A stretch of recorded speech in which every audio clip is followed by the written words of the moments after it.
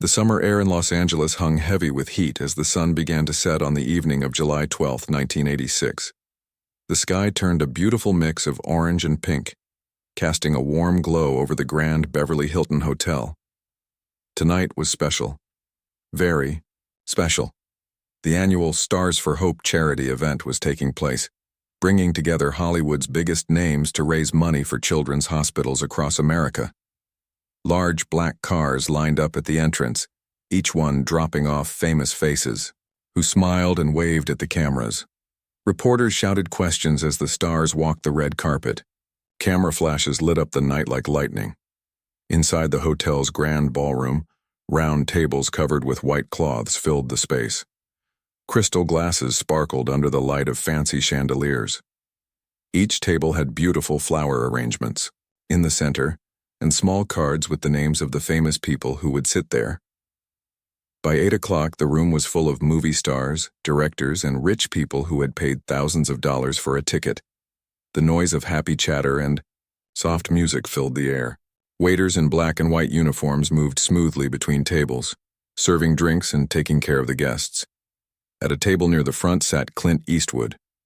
At 56 years old, he was already a living legend. His movies like The Good, the Bad, and The Ugly, and Dirty Harry had made him one of the most famous actors in the world. Tonight he wore a simple but expensive black tuxedo. His face, with its strong jaw and deep lines, looked serious as usual. But those who knew him could see the kindness in his eyes as he talked quietly with the people at his table. Not far from Clint's table sat Sylvester Stallone. Fresh from the success of Rocky IV and Rambo First Blood Part 2, Stallone was at the top of his game. At 40 years old, his muscular build and strong presence made him stand out even in this room full of stars. Though many people thought of him only as an action hero, those in Hollywood knew he was also smart and had a good heart. Near the back of the room, the situation was different. A man named Tony Ramirez stood near the bar, drinking his third glass of whiskey. Tony was not a star. He was a small-time producer who had been invited to the event because he had made a donation, but it wasn't a big enough donation to get him a seat at one of the better tables. This made him angry. "Another drink," he told the bartender, his words slightly slurred. "Sir, maybe you should slow down," the bartender suggested politely. I said, "Another drink," Tony repeated, louder this time. A few people nearby looked over with disapproval. As Tony waited for his drink, he watched the famous people with growing jealousy. He had tried for years to make it big in Hollywood but had never succeeded.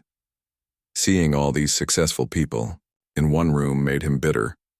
Meanwhile, the event was going well.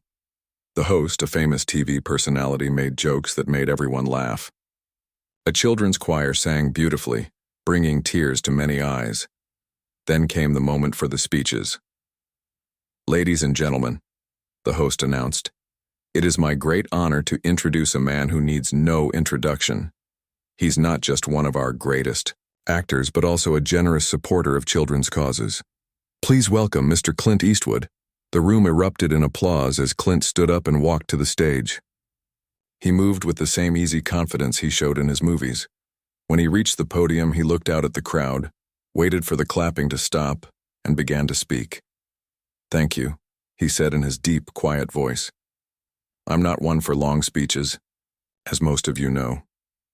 This got a laugh from the crowd. Clint was famous for being a man of few words. "But tonight isn't about us," he continued. "It's about the kids who need our help. I've visited the children's hospital many times. I've seen their courage. These kids face pain every day but still find reasons to smile. They're the real heroes." As Clint spoke, his usual tough guy image softened. He told a story about a 7-year-old boy named Michael who was fighting cancer but still wanted to be a cowboy when he grew up. "Last time I visited, Michael gave me a drawing he made. It was supposed to be me on a horse." Clint smiled a little. "Worst drawing of a horse I've ever seen, but it's now hanging in my office and it means more to me than any award I've ever received." The room was completely silent now. Everyone was touched by Clint's words. Even the waiters had stopped to listen. "So tonight, when you write those checks, remember Michael and all the kids like him. They're counting on us." Clint paused, then finished simply, "Thank you." The applause was thunderous as Clint stepped away from the podium. People stood up to show their respect. It was clear. His words had moved everyone except Tony Ramirez. During Clint's speech, Tony had moved closer to the stage, drinking another whiskey along the way. The speech had only made him angrier. To him it sounded fake, just another rich actor pretending to care. Such garbage, he muttered to himself. They don't really care about those kids. As Clint was walking back to his seat, still receiving applause, Tony's anger boiled over. He pulled a handkerchief from his pocket, one he had been using to wipe sweat from his face all evening in the warm room. Without thinking clearly, he threw it as hard as he could toward Clint Eastwood. The white cloth sailed through the air, in a high arc. The people nearby watched in shock as it landed right on Clint's shoulder, the damp cloth making a small dark spot on his expensive tuxedo. For a moment, everything stopped. The applause died instantly. Faces showed shock and disbelief. Did someone really just throw something at Clint Eastwood? The legendary Clint Eastwood?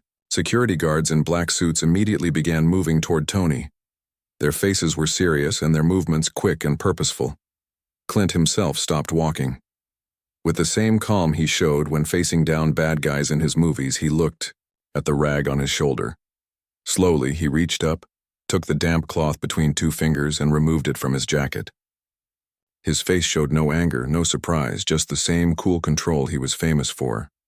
The room held its breath. Would Clint get angry? Would he say something? Everyone knew his tough guy movie characters would never let such an insult go unpunished. But Clint Eastwood, the man, was different from his characters. Without a word, without even looking to see who had thrown the rag, he simply handed it to a nearby waiter and continued walking to his seat. This simple act of dignity made Tony's action seem even more shameful. But instead of feeling embarrassed, Tony felt cheated of the reaction he had wanted. His drunken mind told him to do more. "Hey, Eastwood," he shouted, his voice cutting through the shocked silence of the room. "Your speech was as fake as your last movie." Now all eyes turned to Tony. People at nearby tables moved away from him. The security guards quickened their pace. At his table, Sylvester Stallone watched everything unfold with growing anger. He had always respected Eastwood, both as an actor and as a man. To see him disrespected like this, especially after such a heartfelt speech, was too much. As the security guards reached Tony, ready to remove him from the event, Stallone made a decision. He stood up from his table, straightened his bow tie, and began walking toward the commotion at the back of the room. The night that had started so perfectly was now balanced on a knife's edge.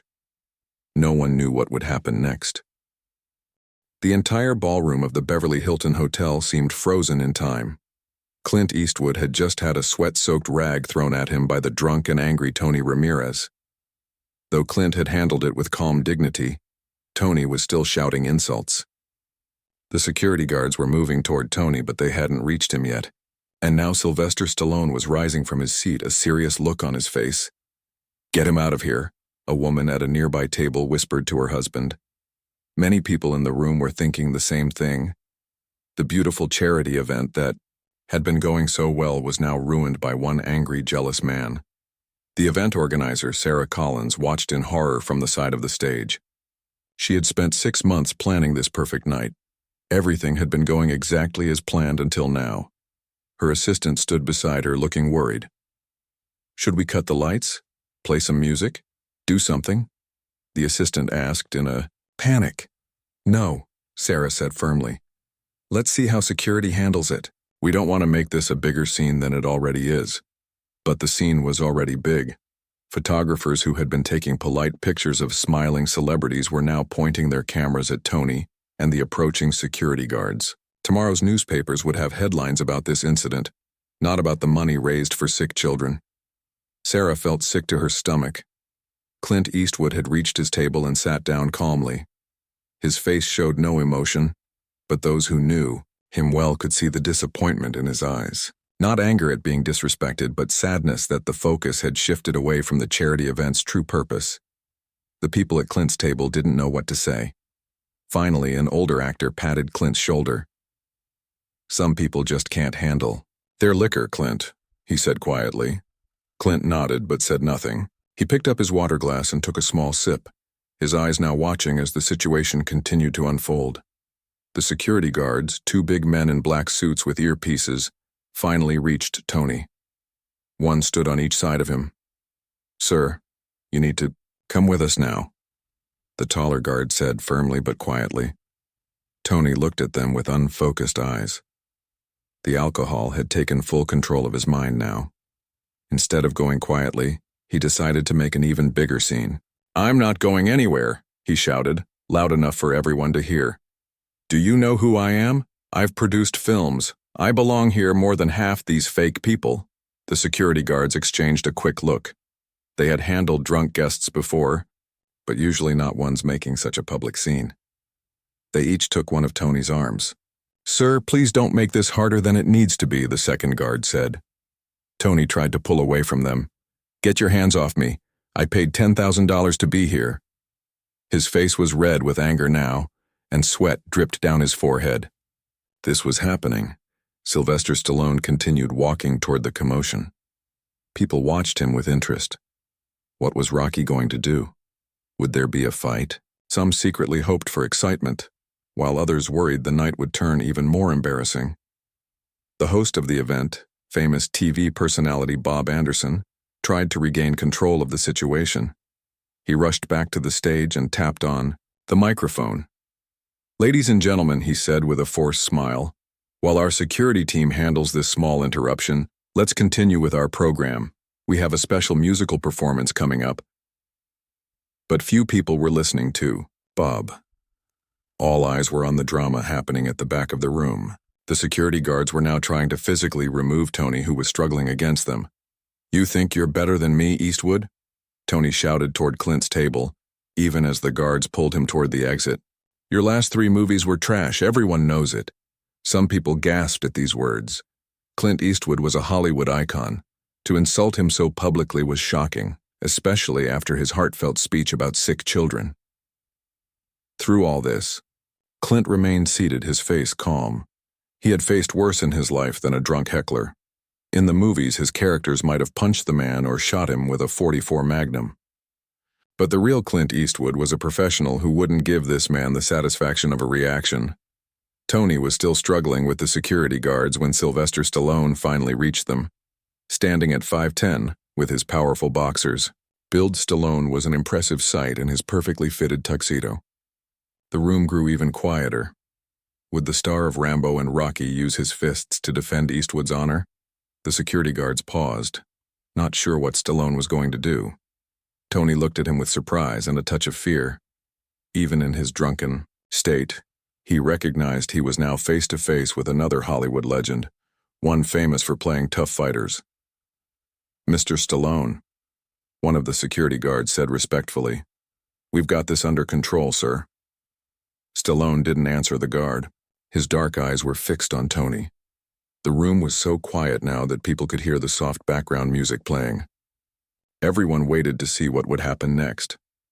Meanwhile, across the room, an unexpected conversation was taking place at Clint Eastwood's table. A young boy, about 12 years old, had approached Clint. This was Michael, the same boy Clint had mentioned. In his speech, who was now in remission from cancer, he had been invited as a special guest to represent the children being helped by the charity. "Mr. Eastwood," the boy said softly, "are you okay?" Clint looked at the boy, and his serious face softened into a small smile. "I'm just fine, partner," he said. "Don't you worry about me." "That man was very rude," Michael said, looking toward the back of the room where Tony was still causing a scene. "Yes, he was," Clint agreed. "But you know what? Sometimes people are having a harder time than we know about. Maybe he's dealing with something difficult." Michael thought about this for a moment. "Like when I was sick and sometimes got angry for no reason?" Clint nodded. "Something like that. The important thing is to not let someone else's bad behavior change who you are." This quiet conversation between the legendary actor and the young cancer survivor went unnoticed by most people in the room. Their attention was still focused on what was happening with Tony, the security guards, and now Sylvester Stallone. Back at the commotion, Tony had stopped struggling against the security guards, but he was still glaring at Stallone. "What do you want, Rocky?" Tony sneered, trying to sound tough even though his words were slurred. "Coming to defend your friend? You Hollywood people all stick together, don't you?" Stallone's face remained serious. Though he was known for playing hot-headed characters, the real Sylvester Stallone was thoughtful and controlled. He looked Tony directly in the eyes but said nothing yet. The photographers were having a field day.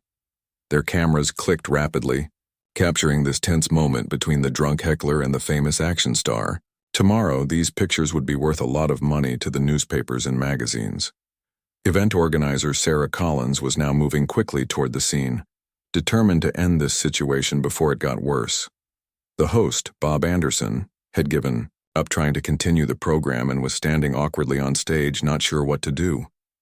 As Sarah reached the group, she heard Tony start to speak again, his voice getting louder. "You know what?" Tony said, looking around at the crowd watching him. "I'll tell you all something about these so-called heroes. They don't care about—" But before he could finish his sentence, Sylvester Stallone took a step closer to him. The room held its breath, wondering what would happen next.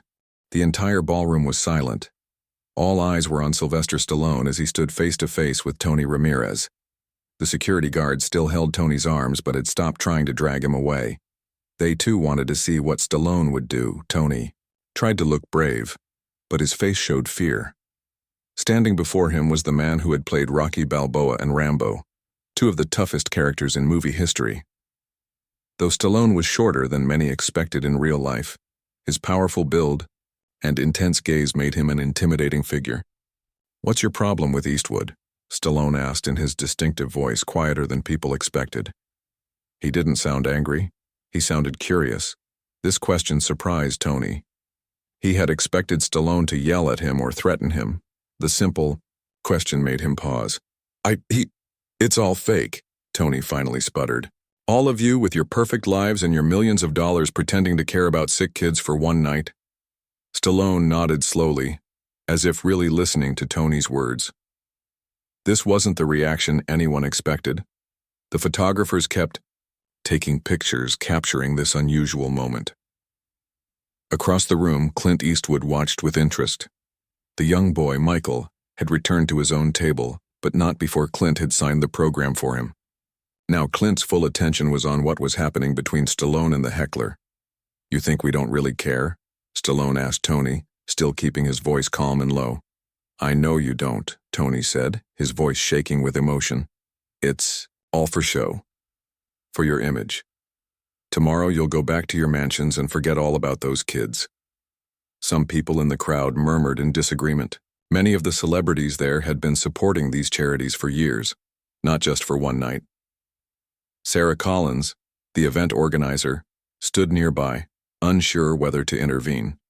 This conversation was unusual, but didn't seem to be making things worse. She decided to wait and see where it would go. Stallone took a deep breath. "You know, before I made it in Hollywood, I was so poor I had to sell my dog because I couldn't feed him." This statement caught everyone by surprise. Why was Stallone sharing a personal story with this drunk man who had just insulted his friend? "When I finally had success with Rocky, the first thing I did was find that dog and buy him back," Stallone continued. "I know what it's like to have nothing. Many of us do." Tony's angry expression began to fade a little. He hadn't expected this response. "The people in this room aren't perfect," Stallone said, looking around at the crowd before focusing back on Tony. "But many of them have been supporting these hospitals for years, not just tonight. Eastwood visits sick kids every month. No cameras, no publicity. Did you know that?" Tony didn't respond. He hadn't known that. In the crowd, people were watching with fascination. This wasn't the dramatic confrontation they had expected. Instead, Stallone was trying to reach the man with words, to make him understand. "Why are you really angry?" Stallone asked Tony directly. "Is it really about Eastwood or is it about something else?" Tony's face changed. For a moment, the anger disappeared, replaced by something that looked like sadness. "You people don't know what real life is like," Tony said, but his voice had lost its fire. "You don't know what it's like to fail, To lose everything. Stallone gave a small, sad smile. You'd be surprised, he said. My first Rocky script was rejected over 300 times. I was told I talked funny, looked funny, that I'd never make it as an actor. Tony looked surprised. Everyone knew Stallone as a huge success, not as someone who had faced rejection. Success doesn't mean we forget the hard times, Stallone continued. Sometimes it makes us want to help others even more. The security guards had relaxed their grip on Tony's arms, sensing that the situation was changing. The tension in the room was fading, replaced by something more thoughtful. Meanwhile, at his table, Clint Eastwood had made a decision. He stood up and began walking toward Stallone and Tony. People watched in surprise. What would happen now? Would Eastwood be angry about the insult to his dignity? As Clint moved through the room, people made way for him. At 56, he still had the same powerful presence that had made him a star. His face remained calm, giving no hint of what he was thinking. Near the back of the room, Stallone noticed Eastwood approaching. He gave a small nod of acknowledgement, but continued talking to Tony. Look, I don't know what you're going through, Stallone said to Tony, but throwing things and shouting insults won't fix it. It just makes everything worse, for you and for everyone else. Tony looked down at his feet, the fight gone out of him. The alcohol was still affecting him, but Stallone's unexpected approach had cut through his anger. I produced good films, but nobody cares, Tony said quietly. Nobody even knows who I am. Stallone nodded with understanding. Hollywood can be a tough place. Believe me, I know. By now, Clint Eastwood had reached them. The room grew even quieter as people waited to see what would happen. Would the two famous actors team up against the heckler? Would Eastwood demand an apology? But Clint Eastwood, like Stallone, did something unexpected. He looked at Tony without anger, just a calm, steady gaze. Are you okay? Eastwood asked Tony simply. Tony looked up in surprise. The last thing he had expected was for Clint Eastwood to ask about his well-being. I'm sorry, Tony said, his voice breaking a little. I shouldn't have thrown that. I don't know why I did that. Eastwood nodded, accepting the apology without making a big deal of it. We all have bad days, he said in his quiet, raspy voice. The photographers were still taking pictures, but now they were capturing a moment of reconciliation rather than conflict. Tomorrow's newspapers would have a very different story than the scandal they had expected. Sarah Collins, the event organizer, finally stepped forward. Maybe we should get Mr. Ramirez some coffee, she suggested. In the back room, away from all these cameras, Tony nodded, looking grateful for the suggestion. The security guards relaxed even more, now acting more like helpers than enforcers. As they began to lead Tony away, Stallone put a hand on his shoulder. We all mess up sometimes, he said. The important thing is what we do next. Tony nodded again, tears now visible in his eyes. The combination of alcohol, emotional outburst, and the unexpected kindness from two Hollywood legends had broken through his angry shell. As Tony was led away, Stallone and Eastwood stood together, watching him go. The two actors had never been close friends, but they shared a mutual respect. Both had built careers playing tough men, but tonight they had shown that real strength sometimes means showing understanding rather than force. Thanks for stepping in, Eastwood said to Stallone quietly. Stallone shrugged. Seemed like the right thing to do. The host of the event, Bob Anderson, had made his way back to the stage and was tapping on the microphone. Ladies and gentlemen, he announced with relief in his voice, let's continue with our program. We still have a lot of money to raise for those kids. The crowd applauded as Eastwood and Stallone returned to their seats. The evening was getting back on track. The uncomfortable moment passed, but many people in the room were looking at the Ikao, two actors with new respect. They had handled a difficult situation with class and compassion. As Stallone sat down at his table, a woman seated next to him leaned over. That was really something, she said. Most people would have just let security handle it or made the situation worse. Stallone smiled slightly. Sometimes people just need someone to listen to them, he said. even when they're behaving badly. Across the room, Clint Eastwood was thinking similar thoughts. In his long career, he had learned that real strength wasn't about fighting or showing power. Sometimes it was about understanding and forgiveness. The charity event continued, but something had changed in the room. The air felt lighter somehow, as if an important lesson had been shared. Tomorrow, many of these celebrities would return to their busy lives. But they would remember this night, not just for the money raised for the children's hospital, but for the unexpected moment of humanity they had witnessed. The charity event continued smoothly after the incident. The musical performance that had been scheduled went ahead, filling the ballroom with beautiful music. People began to relax again, enjoying the evening. But many guests were still talking about what they had seen, how Sylvester Stallone had stepped in when Clint Eastwood was disrespected, and how both men had shown such class. In a small back room of the hotel, Tony Ramirez sat with his head in his hands. A cup of strong black coffee sat on the table in front of him. The security guards stood by the door, but they were no longer treating him like a threat. Sarah Collins, the event organizer, had asked them to give Tony some space to calm down. As Tony sipped his coffee, trying to clear his head, there was a knock at the door. A security guard opened it, and to Tony's surprise, Sylvester Stallone walked in. "Mind if I join you for a minute?" Stallone asked, pointing to the empty chair across from Tony. Tony looked shocked. "Why would you want to talk to me? I ruined your evening." Stallone sat down without waiting for a clearer invitation. "The evening's not ruined," he said. "They're raising a lot of money for those kids, that's what matters." Tony looked down at his coffee, too embarrassed to meet Stallone's eyes. "I made a fool of myself," he said quietly. "Yeah, you did," Stallone agreed with surprising honesty. There was no anger in his voice, just straightforward truth. This made Tony look up. He had expected Stallone to say something nice, to pretend it wasn't that bad. The honest response caught him off guard.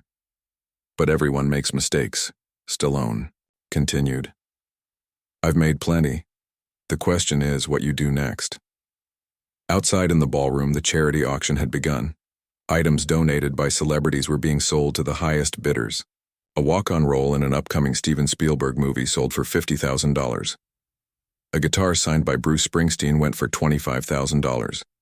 The event was back on track, though many people were wondering where Stallone had gone.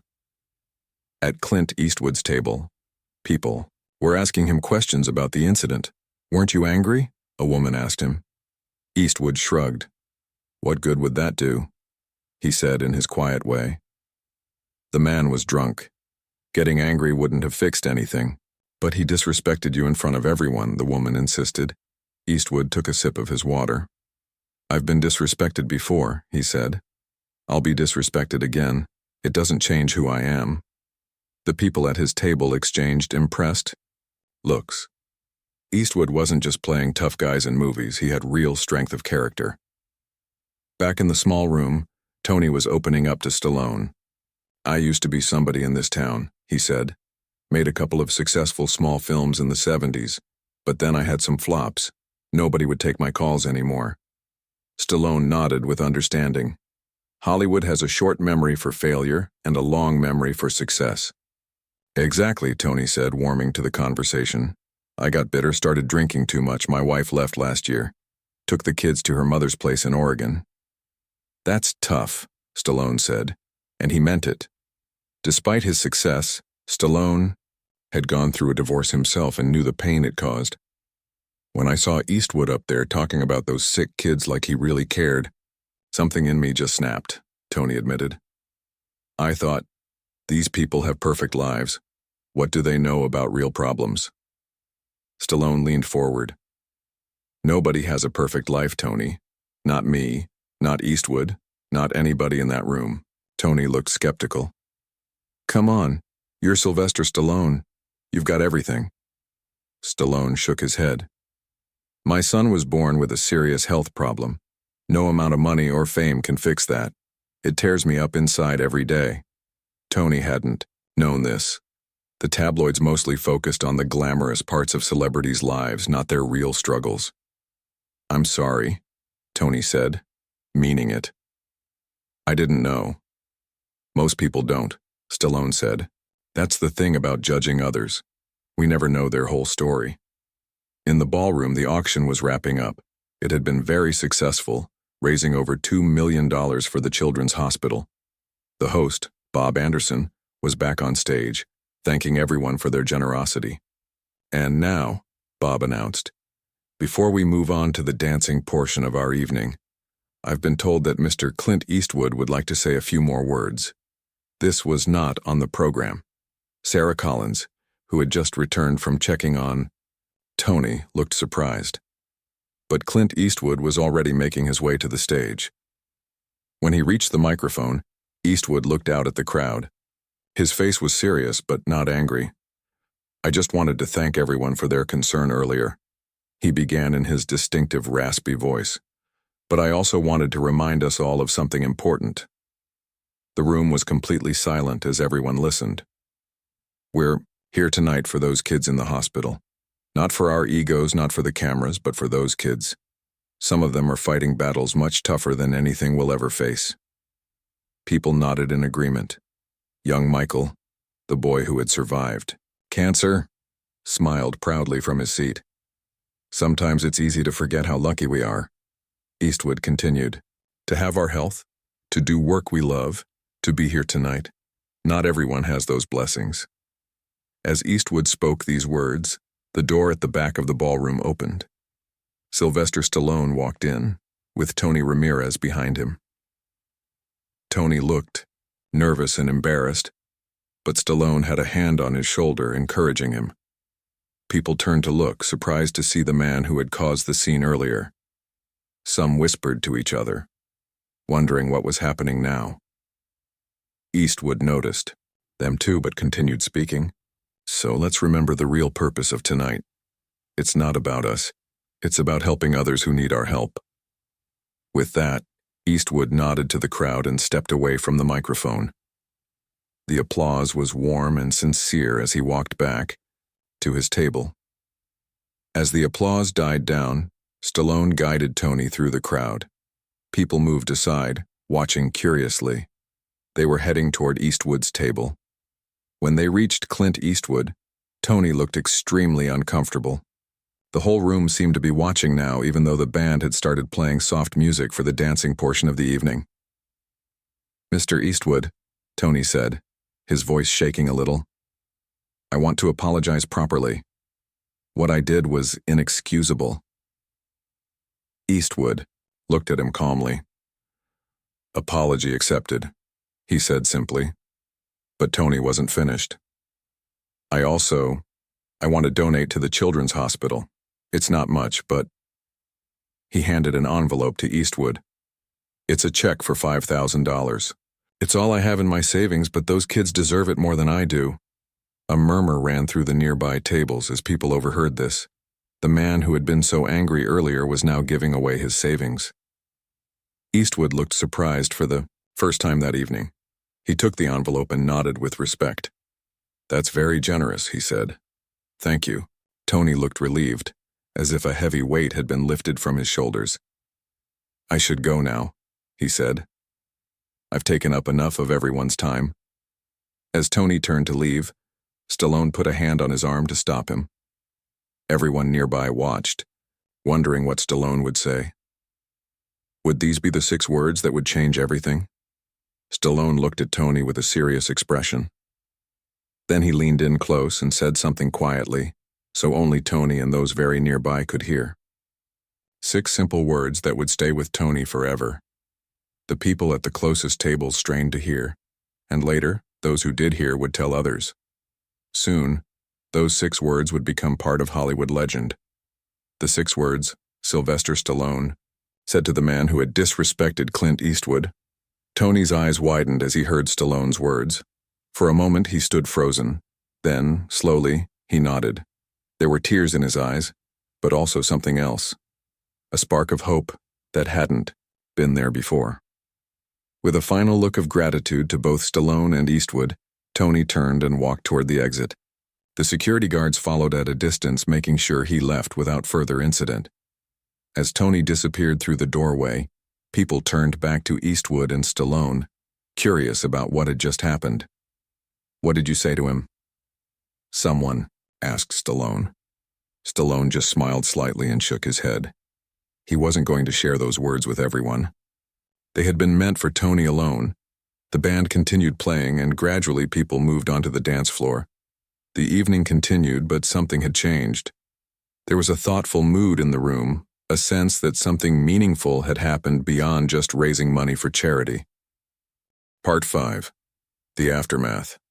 3 days after the charity event, Tony Ramirez sat in a small coffee shop in downtown Los Angeles. He was waiting nervously, checking his watch every few minutes. The coffee in front of him had gone cold, but he hadn't noticed. The bell over the door jingled as someone entered. Tony looked up quickly, then stood when he saw who it was. Sylvester Stallone, dressed casually in jeans and a dark jacket, walked toward his table. "Thanks for meeting me," Tony said as Stallone sat down across from him. "No problem," Stallone replied. "How are you doing?" Tony ran a hand through his hair. "Better, I think. I haven't had a drink since that night." Stallone nodded approvingly. 3 days is a good start." A waitress came over, excited to see the famous actor in her coffee shop. After signing an autograph for her, Stallone ordered a black coffee. When she left, he turned his attention back to Tony. "So," Stallone said, "have you thought about what I said?" Tony nodded seriously. "I have. And you were right. Those 6 words, they hit me hard."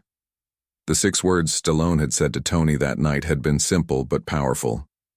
That man deserves your respect, not this. On the surface, the words might not seem special, but the way Stallone had said them, with such sincerity and at such a perfect moment, had cut through Tony's anger and self-pity. Those 6 words had made him see how far he had fallen and how badly he had been treating others and himself. "I called my wife yesterday," Tony said. "First time we've really talked in months." "How did it go?"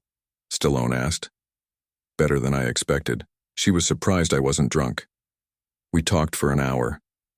Tony smiled slightly. "She said I could visit the kids this weekend if I stay sober." Stallone smiled too. "That's great, Tony. One step at a time." Meanwhile, across town, Clint Eastwood was sitting in his office at Malpazzo Productions. On the wall hung the drawing from young Michael that he had mentioned in his speech, a childish but heartfelt picture of Eastwood on a horse. Eastwood was reading the morning's trade papers. Several had stories about the charity event. Most focused on the positive, the record amount of money raised for the children's hospital. But a few mentioned the incident with the heckler. One paper had a headline that made Eastwood shake his head. "Stallone to the rescue. Rocky saves Eastwood from..." Drunk fan. Eastwood didn't see it that way at all. He hadn't needed saving. But he was grateful for how Stallone had handled the situation, turning what could have been an ugly scene into something positive. There was a knock at his office door. "Come in," Eastwood called in his raspy voice. His assistant entered carrying a large envelope. "This just came for you, Mr. Eastwood," she said, placing it on his desk. After she left, Eastwood opened the envelope. Inside was a letter and a screenplay. The letter was handwritten. "Dear Mr. Eastwood, you don't know me, but I was at the charity event on Saturday night. I saw how you and Mr. Stallone handled that difficult situation with such class. It inspired me to finally finish the screenplay I've been working on for years. It's about a veteran who returns home to find his town corrupted by powerful people. Instead of using violence, he finds a way to bring the community together to stand up for what's right. I think it would be perfect for you to direct. Whether you read it or not, thank you for showing what real strength looks like. Sincerely, Jennifer." Chen Eastwood set the letter aside and looked at the screenplay's title page, The Quiet Man. Intrigued, he turned to the first page and began to read. Back at the coffee shop, Stallone and Tony were deep in conversation. "I spoke to a friend of mine," Stallone said. "He's producing a small film and needs an experienced assistant producer.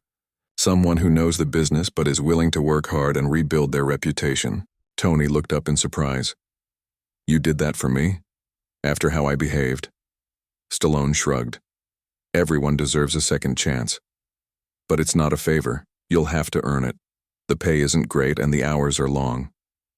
I don't care, Tony said, quickly. I just want to work again to prove I can still contribute something.